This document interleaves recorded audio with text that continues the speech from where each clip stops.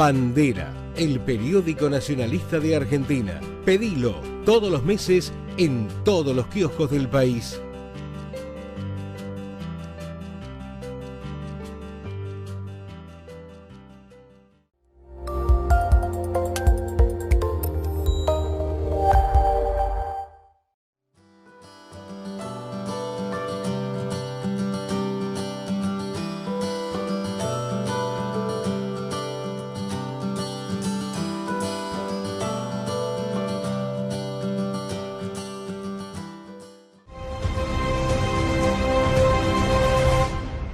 Seguimos con Iro Landucci sobre este tema que es tan curioso, tan interesante y tan sorprendente, ¿no? Que tanta gente en el mundo está empezando a alterar su conocimiento, o por lo menos romper con el conocimiento que viene trasladándose durante tanto tiempo en algo raro, nuevo. La verdad que sí. Revelador. Que sí. Te quería preguntar, que dejamos en el bloque anterior, un poco, uno mira al cielo y dice, bueno, es así, tiene tal color, de día, de noche, las estrellas, la luna, el sol, y de repente vemos el amanecer con un sol enorme, gigante, que de poco a poco pues, lo vamos viendo chiquititos, y se supone que es esférico, no debería estar tan grande en un punto, o claro, eso también es un problema para el heliocentrismo también, claro, ¿no? Eso es un efecto ocular, es un efecto científico, tiene que ver con algo. Óptico. Mira, justamente, si te parece, o sea, aprovechamos este tema también para hablar un poco de lo que es, por qué fue tan simple, de alguna forma, a gente, o sea, recordemos que hasta principios, ni siquiera hasta principios, hasta mitad del siglo XX, la mayoría de la gente era analfabeta o era muy costoso acceder a una educación, ¿no es cierto? Era muy poco. Entonces al resto era muy fácil decirle, vení, mirá cómo desaparece el barco en la línea del horizonte a 5 kilómetros. Ahí está la curva, a 5 kilómetros, porque el ojo humano en el horizonte ve más o menos 6, 7 kilómetros, si tenés el ojo privilegiado, con toda la furia. Y ahí ya está la curva. Entonces, si ahí ya está la curva, me subo a una montaña y tengo que verla directamente, ¿no? Eso también se traslada, hay un fenómeno óptico que tiene un nombre muy curioso, porque es un nombre que se lo pone justamente la parte italiana, ¿no? Los italianos, Roma, los telescopios que tiene el Vaticano, ¿no? Bueno, no voy a entrar en esa parte porque también es muy amplia, ¿no? Pero entendamos que el Vaticano no es tan bueno como nos dicen, seguramente mucha gente ya lo sabrá, pero a nivel científico tienen una rama que es la rama jesuita. Everybody in this room was taught the story of how Columbus went before Queen Isabella of Spain and he was going to prove to her that the world was round. So this world is round story is 100% bullshit. It's total fiction. Yet how did our grandparents learn this? We learned this? Our grandchildren are probably going to learn this. How come? Because history is pop culture. Desde el Museo Estadounidense de Historia Natural en la ciudad de Nueva York, donde la ciencia y la cultura pop se encuentran. Así que peinamos el paisaje y encontramos un sacerdote jesuita. Esta es la orden académica de la Iglesia Católica. Quiero mandar un saludo a los jesuitas. Con frecuencia se les retrata como a quienes persiguieron a Galileo y atacaron sus observaciones sobre el universo conocido, que formuló al mirar a través del telescopio. Pero también sé que la Compañía de Jesús es un brazo científico importante de la Iglesia Católica y que de hecho su progreso tremendo, el de los jesuitas, contribuyeron a nuestro entendimiento, a la medida del universo. Ahora corrígeme si me equivoco en algo, creo que lo entiendo. Sabes mucho más de esto que yo. Entiendo. Así es. Funda el Observatorio del Vaticano y felicitaciones a tus colegas. Gracias. Bien. También sé que a través de la mayoría de la historia de la ciencia, algunos de los científicos más grandes fueron profundamente religiosos. Entonces, ¿qué significa eso? En el mundo, en la política, en todo esto. ¿Estás de acuerdo con eso? Por supuesto. Por supuesto, me refiero a que, Intento bueno, tener uno una puede... discusión contigo. Bueno, me refiero a que es... No, es evidente, me refiero a que uno ve todo tipo de fanatismo religioso y cosas así, y de fundamentalismo, y de personas que parecen muy arraigadas en sus costumbres, pero todos estos científicos que describiste son personas que vieron la creación de Dios y desearon explorarla y entenderla, lo cual es un buen impulso, así que nada de esto, creo, debería considerarse un conflicto. que tiene esta especie de ciencia de aritmética científica, así que ese corto empezó con el hecho preestablecido de que alrededor de 1/3 de los científicos occidentales o estadounidenses se consideran religiosos. Estos son científicos activos, quienes publican documentos y... Yo no entiendo a las personas que no pueden creer en la evolución, no entiendo a las personas que no consideran la datación por carbono y cosas así en los fósiles, no los entiendo y me cuesta entender por qué las personas no pueden aceptar el hecho de que Dios puede trabajar a través de la evolución. Eso es tan milagroso como la creación si tarda 10 millones de años o 15 millones o si tardó 7 días, no entiendo. Bien, ¿qué tal esto?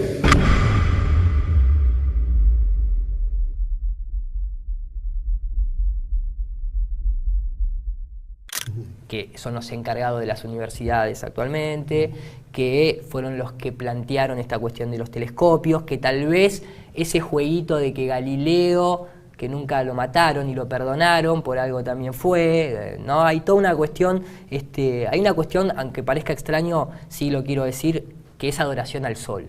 O sea, todas las religiones en su mayoría hacen culto al sol, hacen culto a Ra, hacen cultura, digamos, ¿no? Desde los egipcios, la gente que duda de esto, simplemente que se paren a 9 de julio, había un obelisco ahí puesto a una sociedad que no nos pertenece, esa cultura a nosotros. Sin embargo, en Washington también, en París también, en España también, en todos lados hay un obelisco, y el obelisco es el falo de Osiris y es la cultura egipcia, y ellos adoraban al sol.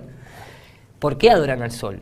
Porque para vos poder hacer un traslado de coordenadas y decir, relativísticamente hablando, nosotros le damos la vuelta al sol o el sol nos da la vuelta a nosotros, y que todo el sistema más o menos cuadre, tenés que reemplazar al sol por la Tierra y dejar al sol en el centro, porque en realidad vivimos en un mundo geocéntrico. Nadie jamás en su experiencia personal pudo determinar estar girando, jamás vio la curva en el horizonte, no importa si viajó en avión, se subió a una montaña o fue a nivel del mar, como nos quieren decir, que es una ridiculez hoy en día ya pensar que a nivel del mar vas a ver una curva, y tampoco jamás percibió, digamos, o sea, mejor dicho, sí percibe constantemente, si uno mira al cielo, que todo lo que está arriba se mueve, todo. O sea, el sol se mueve arriba nuestro, lo podemos ver, la luna también, vemos que el sol y la luna tienen el mismo tamaño, algo que la masonería lo describe muy bien cuando entras a sus templos, están ahí, está como una especie de domo, no existe ningún domo físico, geométrico, comprobable, que la gente, o sea, los elefantes abajo, esos son desviaciones, esas son cosas para sacar la atención y decir estos están todos locos, y tendrían razón si pensamos que va a haber elefantes y tortugas abajo sosteniendo algo, ¿no?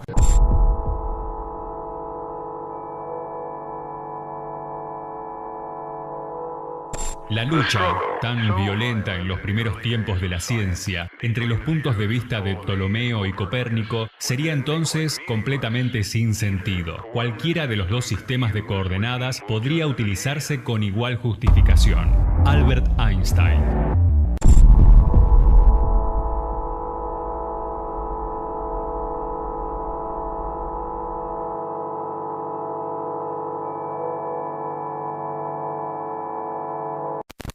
Entonces, el tema del sol tiene mucha importancia por ese lado.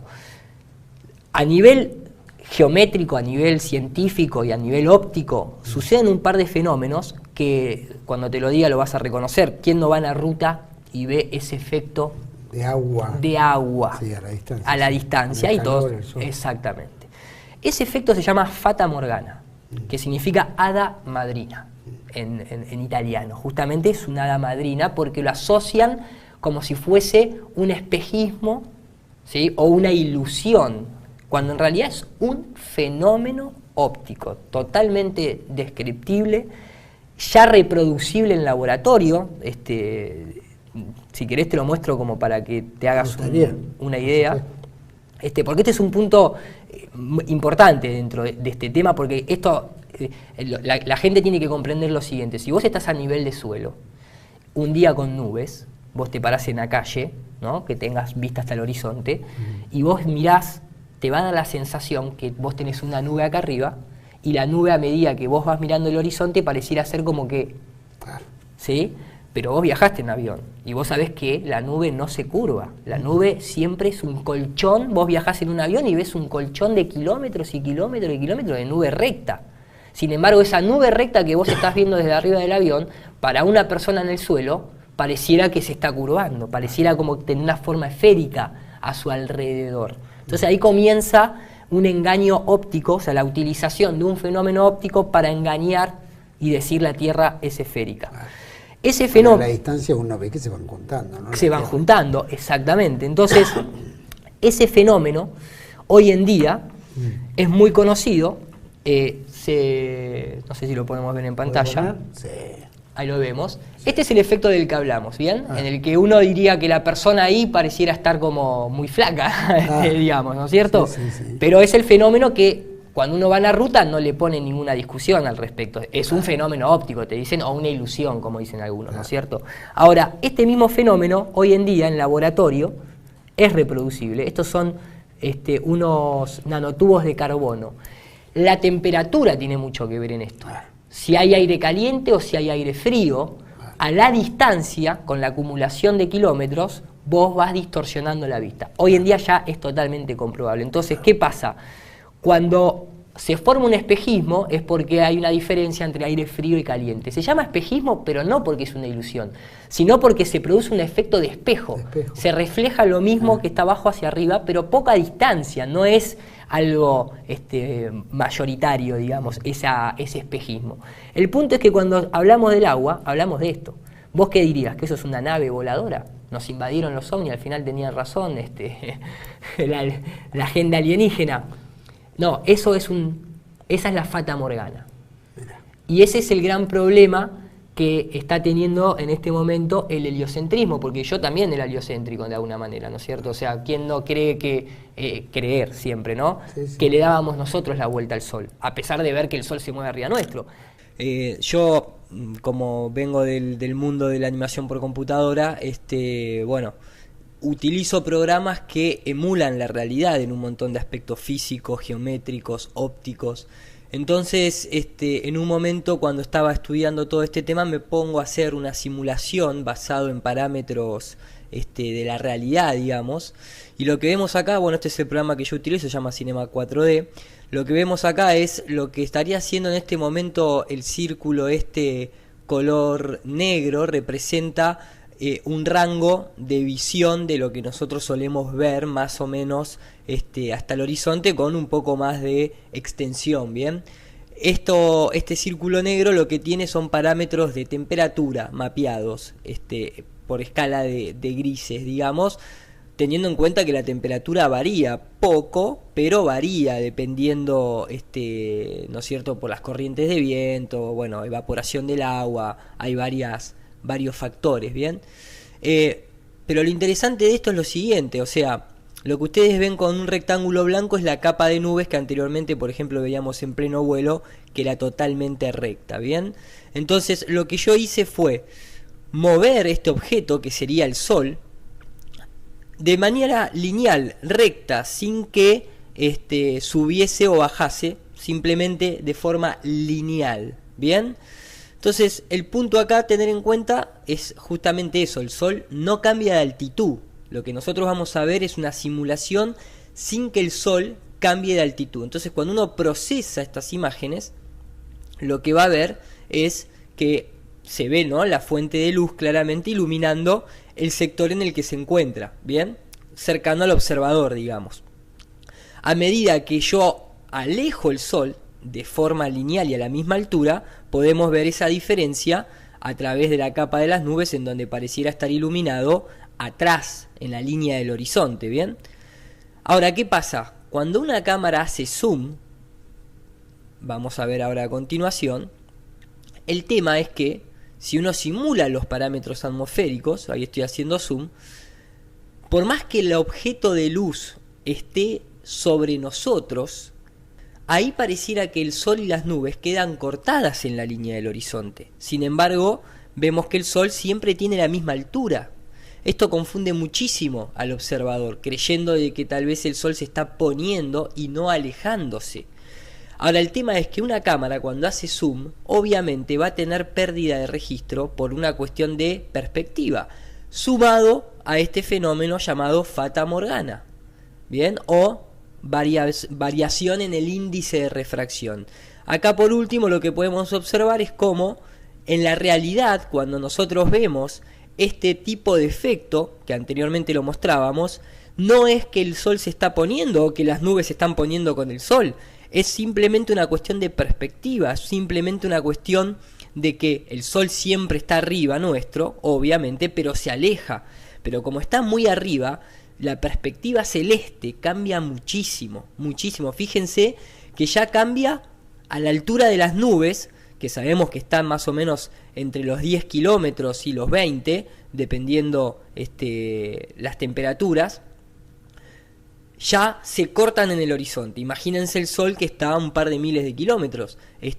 Nosotros nos cuesta comprender la perspectiva celeste, pero cuando uno lo transfiere a laboratorio, a la experimentación, a simulación, se puede ver que es totalmente comprensible y coherente con la realidad y los fenómenos ópticos, físicos, geométricos y matemáticos que el modelo de la naturaleza nos presenta. No tiene nada raro, es cuestión de hacer un análisis profundo simplemente. Este mismo fenómeno óptico, esta misma limitación óptica de la difracción de la luz, es también por lo que no se puede ver las mismas constelaciones, las mismas estrellas, en lo que sería, entre comillas, el polo norte y el polo sur. Es una cuestión simplemente de limitación del dispositivo óptico, sea el ojo, una cámara, un telescopio, lo que fuese. Nada puede saltear el límite impuesto por la resolución angular. Para comprenderlo mejor, si son curiosos, porque si no tendríamos que dedicarle un programa entero a explicar lo de Polaris y la rotación horaria y antihoraria, les dejo estos 4 links, estos 4 videos, que si tienen tiempo y quieren más o menos darse una idea, los pueden seguir y les va a quedar bastante claro por qué se produce esa diferencia en cuestiones de las constelaciones y de los giros. Primero lo que tienen que hacer es sacarse de la cabeza de que no tienen que vivir en una esfera para que haya 2 rotaciones distintas, porque el tema ¿cuál es? El tema es que nosotros vivimos, entre comillas lo digo, dentro de esta burbuja de difracción que se produce a través de la atmósfera, del vapor que hay en el agua de la atmósfera.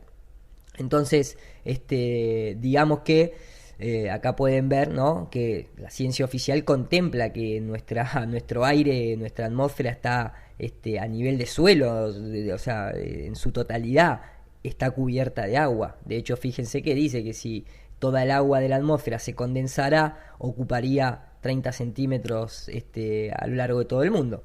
Eso produce una lente, eso produce un aumento, y eso produce que la luz se difracte y se pierda la resolución. Cuando ustedes comprenden eso, pueden pasar a comprender por qué se produce un giro horario y antihorario. Y después de eso, bueno, si quieren también pueden comprender un factor fundamental, que es entender lo que son los rayos anticrepusculares, tanto del sol como de la luz en general, ¿no?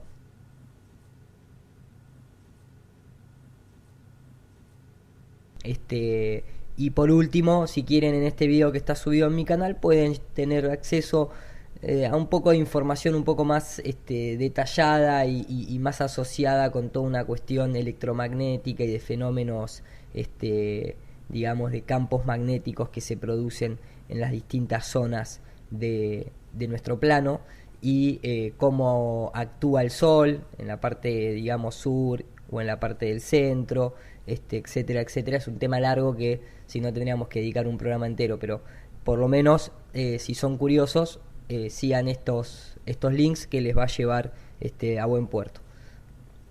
O sea, ¿quién no cree que creer siempre, ¿no? Sí, sí. Que le dábamos nosotros la vuelta al sol, a pesar de ver que el sol se mueve arriba nuestro. Nunca nos avisaron y nos metieron a adorar al sol sin siquiera preguntarnos.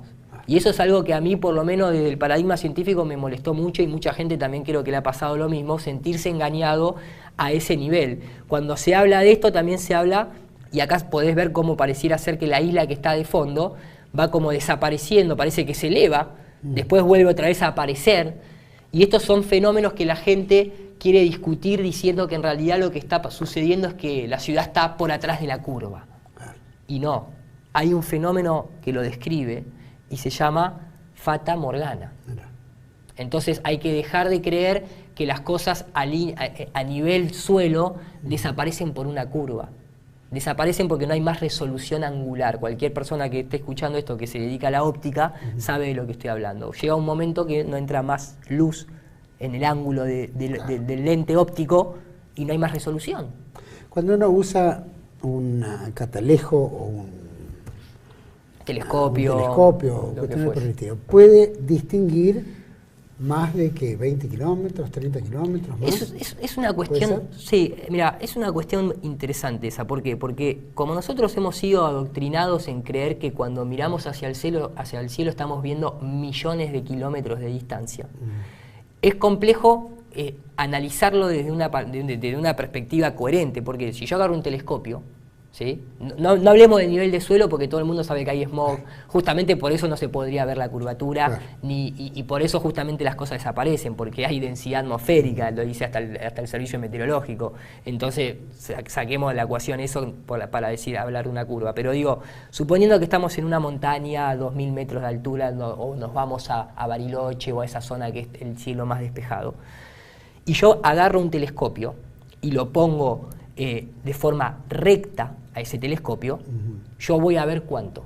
O sea, si yo enfoco desde una montaña, vamos a 300 metros, por decirte, enfoco un edificio, no voy a poder ver desde Bariloche hasta Buenos Aires. De hecho, no voy a ver ni siquiera de Bariloche a lo que es la zona cercana. ¿Bien? Entonces, pareciera ser que el telescopio, que ya no son iguales que antes se usaban telescopios ortográficos que tenían varias lentes internamente que llegaban mucho más, pero pareciera ser como que ya no tienen la misma potencia. But Mr. Bradbury, this looks like a conventional telescope, but I gather it isn't. No, it's far from being a conventional telescope because it isn't split up in the lenses. Most of the lenses in this telescope are at the eye end. Down here, the eyepiece end, yes. Yes, there's only one object lens at the other end. What's the purpose of having so many lenses? Well, you can't get the power without. You must have the power to bring the object very much closer. With a conventional telescope, you can't do that.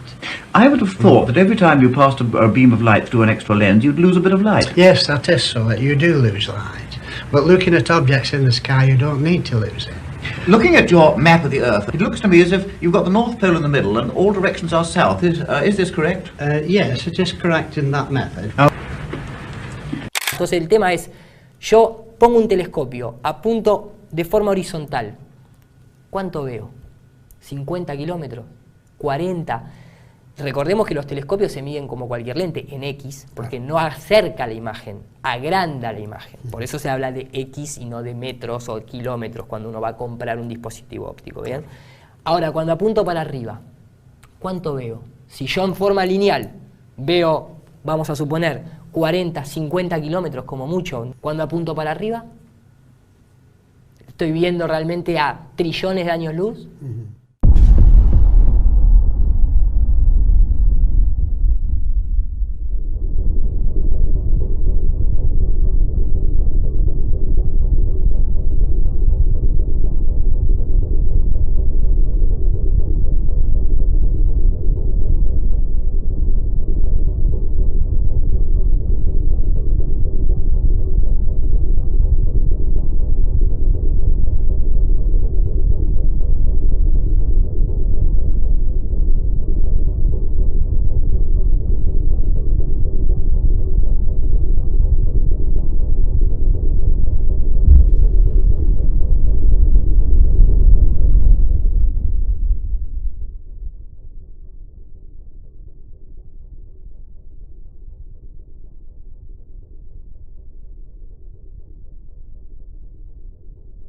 Porque le recordamos a la gente que hasta para la propia ciencia tradicional, uno lo que ve es el reflejo de la luz en la atmósfera. O sea, cuando vos ves una estrella, vos no estás viendo actualmente el objeto luminoso, vos estás viendo la luz que te llega y se refleja en la atmósfera, y lo mismo sucede con el Sol, y lo mismo supuestamente sucede con la Luna y con los planetas. Vos no ves como si estuvieses afuera de la Tierra, menos estando a nivel del mar, ¿no? O sea, a nivel del agua, que justamente hablábamos de que siempre el agua busca su nivel. Entonces, el tema es que cuando los telescopios no son objetos magníficos en los cuales nos pueden mostrar en detalle lo que sucede ahí afuera. Por eso, si la gente busca, va a encontrar que tanto un telescopio profesional como un telescopio amateur, cuando enfoca a Saturno, lo enfoca de la misma manera. Cuando enfocan al Sol, lo enfocan de la misma manera. La NASA misma da charlas diciendo cómo tienen que modificar las imágenes digitalmente, tanto del Sol como de los planetas, las nebulosas y demás,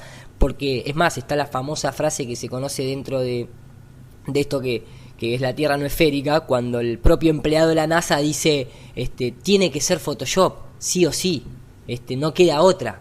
Last week, scientists at NASA released this.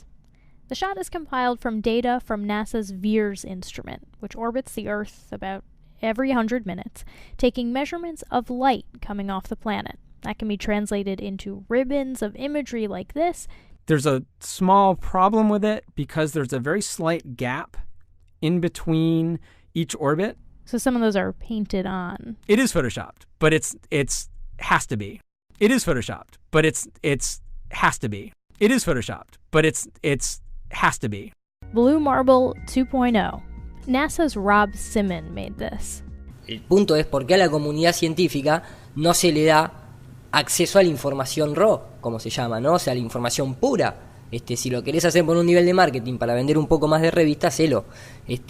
Pero dale también la posibilidad a la gente que tenga acceso a la evidencia natural, ¿no? Digamos de alguna manera. Pero bueno, el punto justamente es ese. O sea, uno cuando ve con un telescopio prácticamente ve lo mismo para arriba que para los costados, que para adelante y que para atrás. No se escapa nada de la resolución angular. Nada se escapa, es una ley física y óptica. You cannot do better than this. This is Mother Nature. You cannot beat diffraction. On your retina, when you look at a light source, the image on your retina will look like this. Will look exactly what you saw there. That is what your retina will see. And if those two lights are too close together, your brains will say, sorry, I don't see two lights. I want to address the issue of the angular resolution of your own eye. You can now calculate what the ultimate angular resolution is of your own eye, because you can estimate what the diameter is of the pupil, the opening of your eye. 3 millimeters, maybe 5 millimeters, a little bit larger at night when it is dark, pupil opens up, but we can calculate what this is. If I take 4 millimeters, so I put in for A 4 millimeters, and if I take lambda 5,000 angstroms, it's not an unreasonable value, then I find that the best angular resolution of a human eye is half an arc minute. Cannot be any better. There's just no way around it. You're always stuck with the diffraction limitation. I think, though, that most of you will not be able to see with an angular resolution of 1/2 arc minute. Most of you are probably in the domain of 1 arc minute. It's a little larger than diffraction limited, but it's very close to that. When you think of diffraction, it's really an incredibly fascinating thing, because what does diffraction actually means? That it is a limitation that is put upon us, on everyone, also God. No one can bypass diffraction. De hecho, ellos dicen que tienen el telescopio Hubble, que está en órbita para mostrarnos toda esa fantasía de las galaxias, las nebulosas, muy artísticas, siempre muy correctas. Y también supuestamente tienen el James Webb, que es un array, se dice array a cuando se unen muchas piezas, hay muchos espejos hexagonales en el cual todos unidos formarían un telescopio solo.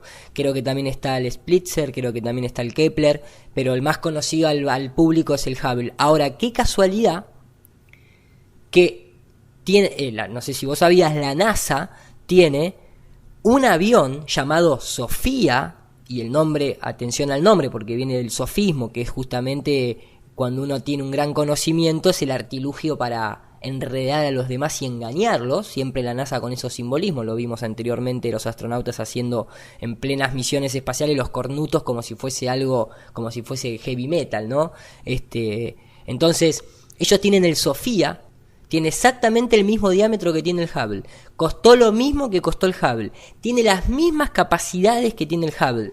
Incluso hay gente que ha llamado por teléfono al director de misión que afirma que desde que está en órbita, hace 25 años, nunca lo vio. Siempre recibió telemetría, igual que sucede con la gente a nivel de los satélites. O sea, fíjate cómo todo va, ¿no?, uniéndose, se va combinando. O sea, lo puede investigar cualquiera esto. Y aunque la gente no conozca, justamente ahí en el cielo tienen toda esta tecnología porque existe también la Fata Morgana. Es lo que vos crees cuando titila una estrella.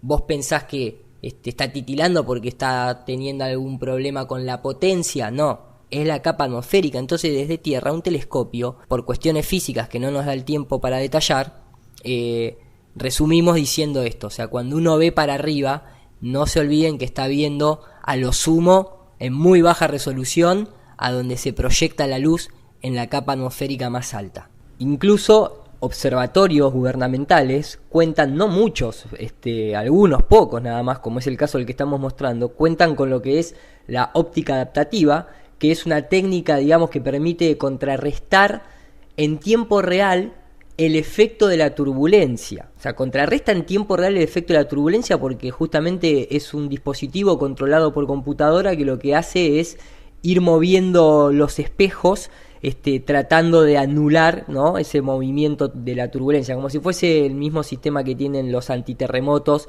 que intentan igualar la vibración que están sufriendo e invertirla para que quede en equilibrio. Esto sería una cosa similar, pero a nivel Fata Morgana, ¿no es cierto? Pero eso es lo que hace en tiempo real, el movimiento, controlar el movimiento. Ahora, la resolución que da no deja de ser un punto blanco de luz intenso.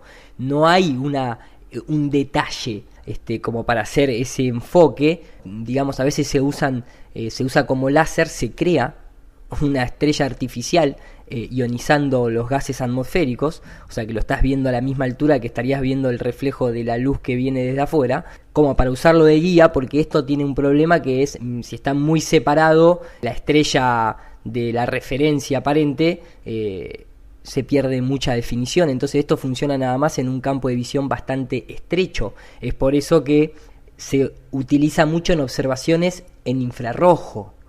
Pero bueno, como les decía, esto es un tema bastante amplio que hay que profundizar. El punto es que también tengan en cuenta que lo que se denomina astrofotografía profesional, ellos también confiesan entre comillas, que hoy en día se puede ver más detalle en ciertos objetos celestes como planetas, no por una cuestión literal de las lentes, sino porque vienen integrados con un procesamiento digital como para darle en tiempo real ese procesamiento de mejoría de imagen, pero siempre partimos de una imagen blureada, no como una cámara de fotos como la famosa Nikon P900, pero entendamos que los telescopios de ahora no tienen la potencia ni la configuración de ciertos telescopios que con eso se vería mejor. Oh wow, that's incredible. So that's Uranus, and the first thing that strikes me there is you've got colour in that shot. Is that colour that's been captured through the telescope, or is that added on afterward? And it's been colorised later to give a more aesthetically pleasing appearance. And that's because it's quite tricky to get the different colour components with it? Exactly, that's right. Because these planets are so dim, it's very difficult to obtain good colour data to actually make a true colour. One of the great things is it's only in recent times that it's become possible to start recording detail on planets such as Uranus and Neptune with amateur telescopes. Okay. Why is that, do you think? I think it's a combination of the development of very powerful software for processing the data that we're able to capture, and the cameras we have now are so much better. Yeah. El punto es que dentro de este movimiento no se niega la existencia de los planetas ni de las estrellas. Recordemos que la palabra planeta significa estrella errante. Acá lo que hay que volver a conceptualizar es que cuando se habla de planetas no se habla de algo terrafirme, de algo que uno puede ir y llegar y posarse y habitarlo. Primeramente porque no está comprobado, ni siquiera llegamos a la Luna.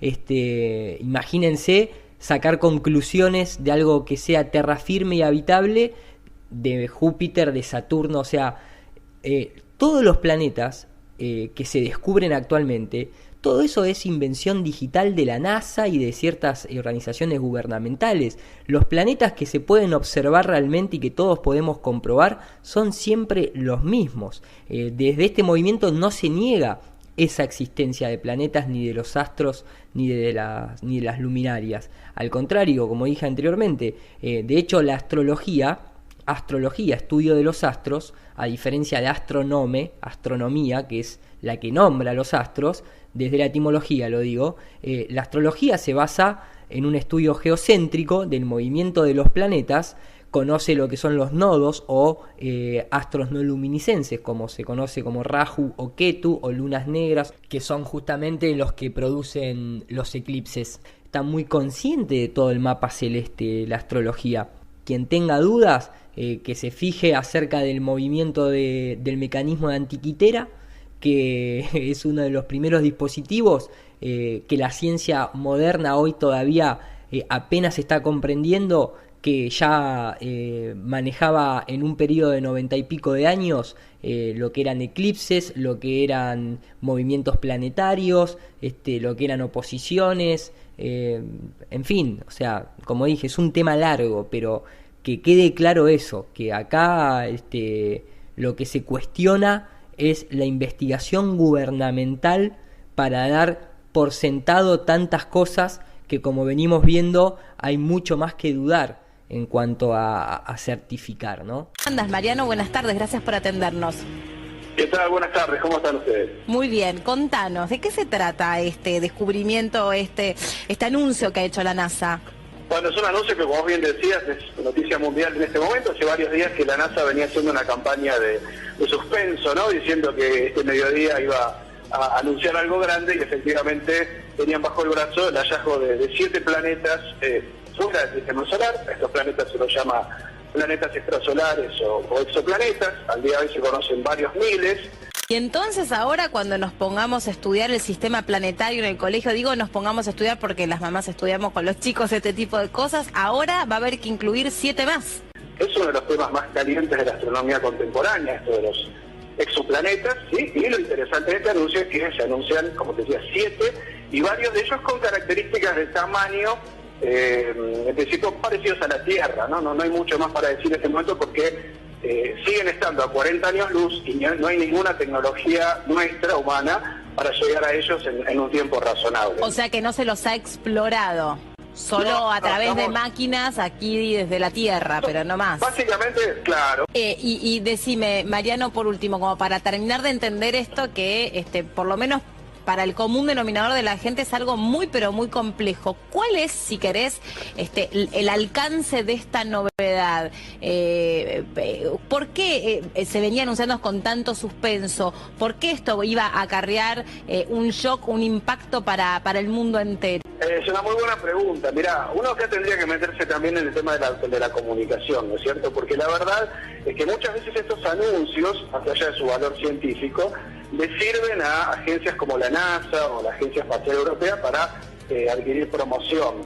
Ellos tienen que también de alguna manera justificar sus presupuestos, y cada tanto de alguna manera tienen que anunciar cosas que repercutan en la opinión pública. Sí. Obviamente en este caso es un tema muy interesante, pero no hay que olvidarse que estas agencias como la NASA necesitan contar noticias impactantes de tanto en tanto para que la gente de alguna manera justifique su existencia, ¿sí?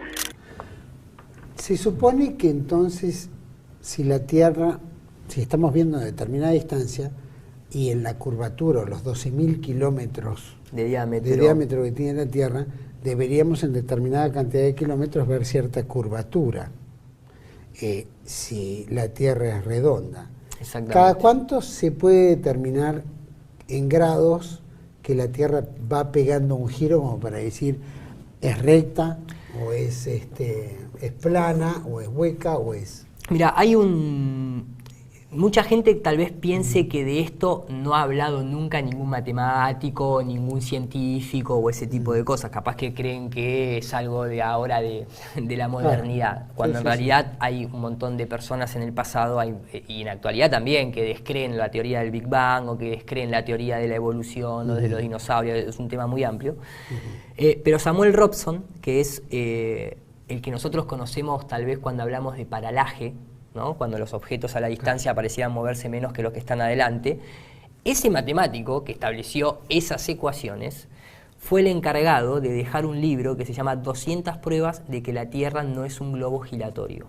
Y dejó 200 pruebas enumeradas de carácter pura y exclusivamente científico, demostrando medidas. Hoy en día cualquier ingeniero sabe que hay puentes o canales en China que se han hecho sin contemplar la curvatura, y estamos hablando de canales o puentes de 1000 y pico de kilómetros, o sea, hay un montón de comprobaciones, y digamos que para las dimensiones que nosotros mencionamos, hay una tabla, ¿sí?, que la puede hacer cualquiera en su casa, que se ajustó a 8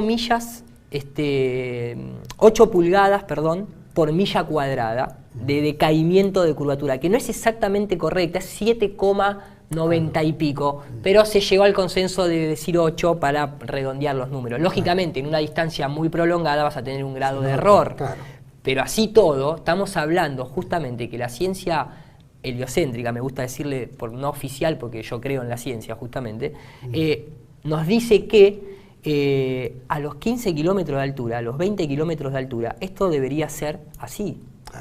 Esto es a los 30, esto es una cámara a los 36 kilómetros de altura. Esto es el programa AutoCAD, en donde se determina la altura, se toma en cuenta una lente de 35 milímetros que más o menos abarca visualmente 90 grados. Y siempre el horizonte está recto. El tema es que hoy en día hay una tendencia de moda a la GoPro. Entonces, la gente común no puede determinar si lo que está viendo es que la Tierra es curva o que realmente es un engaño óptico de un lente llamado ojo de pez. Entonces, el tema viene, bueno, siempre nos van a mostrar imágenes digitales. Yo quería llegar a una imagen que es esta. ¿Desde qué altura tiene que verse la Tierra? Redonda, ¿no? Lo dice la revista Muy Interesante, por ejemplo, una revista de carácter científico que todo el mundo conoce. Y acá te lo dice. Para ver bien la curvatura terrestre, habría que volar bastante más arriba. Uno diría, ¿cuánto? ¿100 kilómetros? No, 15.000 metros. A 20.000 metros ya es claramente perceptible. Eso no es demasiada altura hoy en día. 20 kilómetros. Exactamente. Nada más que eso. Un avión militar viaja a 20 kilómetros. Un globo aerostático llega a 40. Y bueno, yo traje para que vos veas un cohete de la propia NASA a 120 kilómetros de altura, que ya ahí no podría haber lugar a duda directamente. Tenés, me gustaría que me mostraras algunas fotos en las cuales el horizonte aparece perfectamente plano, como para ilustrar a la gente de si efectivamente, bueno, hay alguna curvatura, ¿no hay? Claro que sí. Mira, yo traje, bueno, muy interesante como un dato de color, ¿no? O sea, la gente que está en su casa puede hacer este ejercicio. Pongan en Google imágenes de satélites reales y fíjense cuántas aparecen. No hay ninguna. Ninguna. Hay más de 17.000 objetos, más de 14.000 satélites, más basura espacial, etcétera, supuestamente orbitando en este momento en la Tierra. No hay un solo astrónomo que agarre un telescopio que enfoca miles de kilómetros de distancia y enfoque un satélite de los 17.000 que hay. Ni siquiera pedimos eso dentro de la comunidad no esfericista, como me gusta a mí llamarlo.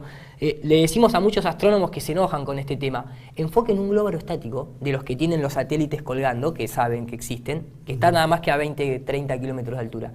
A ver si el telescopio es tan potente como para visualizar eso. Inclusive esos dispositivos tienen sistema de traqueo, uno puede ver por dónde andan, y como la ISS, que nos dicen que la Estación Internacional Espacial va a pasar por tal ciudad, tal otra, y siempre es un punto blanco que viaja muy parecido a un avión llamado U-2, que es un avión militar de altitud que viaja muy rápido. Otro tema aparte.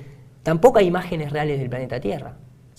Todos los años la NASA nos presenta una imagen distinta, en el que Norteamérica es más grande un año, en otro año se achica, siempre cambian los colores. La NASA misma reconoce bajo sus empleados, cuando hacen entrevistas o notas, sus empleados dicen: es necesario que sea photoshopeada la imagen esta, porque tenemos que sacar nubes, porque tenemos... Bueno, pero a la comunidad científica mostrarle la imagen original, ¿no es cierto? Por lo menos como para que esté exactamente. En lo que diga. Hoy en día, para que te des una idea, esto sería así, mira, para que la gente conozca, ¿no?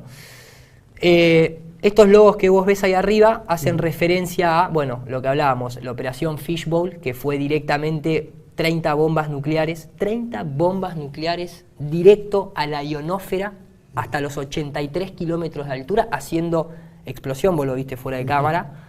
La explosión no solamente no sale, termina haciéndose una dona porque hay algo que lo contiene. O sea, la bomba empieza a ir hacia arriba y de golpe tiende a expandirse porque pareciera ver que hay algo que no lo deja salir. No sale una bomba nuclear, va a salir un cohete. No es algo como para tener en cuenta. Estas son varias de las agencias actualmente más conocidas del mundo en cuanto a lo que es cohetería. En este caso yo traje una de la NASA, en el cual hice un pequeño análisis para que la gente en la casa entienda lo que tiene que ver a la hora de determinar si la lente tiene o no tiene ojo de pez, cuál es el proceso, bien, que se emplea para no engañar. Esta es la imagen original, la que vos estás viendo ahí, ¿bien?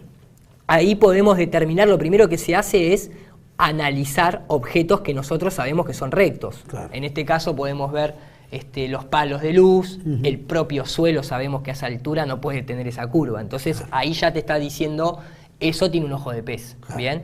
Entonces, ¿qué se hace? Se utiliza lo que uno conoce en la realidad que es recto y se lo ajusta. ¿Bien? Entonces cuando se ajusta, lo que se hace es a nivel de suelo, ahora lo vas a ver, perdón por el desfasaje temporal. Hay que tener en cuenta algo, la cámara está apuntando hacia abajo y no a nivel del horizonte. Eso también a la hora de corregir la imagen tiene mucho que ver. Ahí ajustamos. Entonces, una vez que se ajusta, lo que se hace es, bueno, se continúa el video, empieza a despegar. Ahí el cohete empieza a girar. Yo lo adelanté en tiempo, tarda un poquito más, tarda 1 minuto y pico. Y ese es el horizonte a 120 kilómetros de altura. 120 kilómetros de altura. Lo que se está dibujando es la curvatura que nosotros deberíamos ver a nivel matemático para esa altitud. Y eso está plano. A 120 kilómetros de altura. Y nuevamente, el cuestionamiento es, ¿por qué le ponen una cámara con ojo de pez cuando estamos hablando de que hay que hacer un análisis científico? ¿Cuál es el interés de poner una cámara en ojo de pez? Y después, bueno, lo que sucede con el cohete de arriba es más que interesante, ¿no es cierto? ¿Y cuál crees vos que es el interés? Porque todas esas agencias, y evidentemente debe haber organizaciones, elite, ¿no es cierto? Como Nuevo orden mundial, dirían algunos. Logias, etcétera, ¿no? Que mantienen cierta información, todo eso lo compactan y se lo dan masticado a la sociedad. ¿Por qué crees que cuál es la temática de mostrar que la Tierra es redonda y no plana? O que tenga otra forma. Mira, hay dos cosas que son, para mí, por lo menos, bueno, para mucha gente que está en el tema, ¿no? Primero hay una situación económica. Realmente cuando uno se fija cuál es el precio que se paga solamente por la Estación Internacional Espacial, fueron 150 miles de millones de dólares para algo que hoy en día es una risa. Ver cómo los astronautas se le ven los cables y todo ese tipo de cosas es una tomada de pelo. Después, otra de las cosas es, si yo soy el que controla la plata, porque la elite no necesita los papelitos de colores, de hecho ya ni siquiera la moneda se basa en el oro, o sea que directamente podemos imprimir la cantidad que queramos, dicen ellos, yo no quiero más plata, pero a mí ¿qué me sirve? Que vos seas más pobre. Entonces, cuando uno habla de cosas a nivel gubernamental, cuando un país compra algo, vamos a suponer Tecnópolis, que ha sido un tema bastante de nuestro país, bastante tendencioso a decir se lavaba dinero, seguramente se haya hecho, no, desconozco, pero quiero decir, a la gente le quedaba eso. La gente iba a Tecnópolis y veía lo que se construía. Si había sobreprecio es otra cosa. Ahora, a nivel satelital, a vos te están cobrando por un servicio, o por la Estación Internacional Espacial te están cobrando por un método que supuestamente está ahí arriba investigando algo que no está y que vos no tenés manera de comprobarlo, pero vos como país sacaste préstamo para poner un satélite en órbita. Entonces a vos te empobrecen ese préstamo al FMI para pagarle a la NASA. ¿Y quién paga el préstamo en FMI? El pueblo, no lo paga el gobierno ni el presidente de turno. Sale de los impuestos. Sale de los impuestos. Entonces vos ahí ya tenés un método para seguir empobreciendo, porque cuando se habla de un satélite se habla de muchos millones de dólares, ¿bien? Y después hay otro punto que es mucho más importante, por lo menos para mí, que es un tema espiritual. No religioso, yo no pertenezco a ninguna, fui católico, en un pasado también nadie me lo preguntó, me bautizaron cuando no podía hablar, después vi ciertas cosas que no me gustaron, me abrí de eso, hoy en día veo ciertas cosas del heliocentrismo que no me gustan, me abrí también de eso, he tenido mis propias experiencias espirituales que me convencen más que una religión, pero acá el punto es, no hay que olvidarse que el luciferismo, el satanismo, la NASA está lleno de todo eso, la élite está lleno de todo eso, y la manera, o sea, si a vos te dicen que la Tierra es plana, significa que hay un sistema ordenado, hay una creación inteligente, y por lo tanto hay un creador o creadores, en contraposición a una teoría muy extraña llamada Big Bang, que a pesar de que viene supuestamente una expansión, no una explosión, pero supuestamente es una expansión de aleatoriedad, de golpe nosotros tenemos el Sol y la Luna coinciden. Mirá, dentro de la aleatoriedad. De golpe a nuestra Luna no se le ve la otra cara. La única Luna en todo el universo que no se le ve otra cara, porque las lunas de Saturno, de Júpiter, algunas giran para este lado, otras giran para el otro. La nuestra no. Y vos decís, che, al final de cuentas, la aleatoriedad esa del Big Bang, ¿a dónde está? Que somos tan especiales.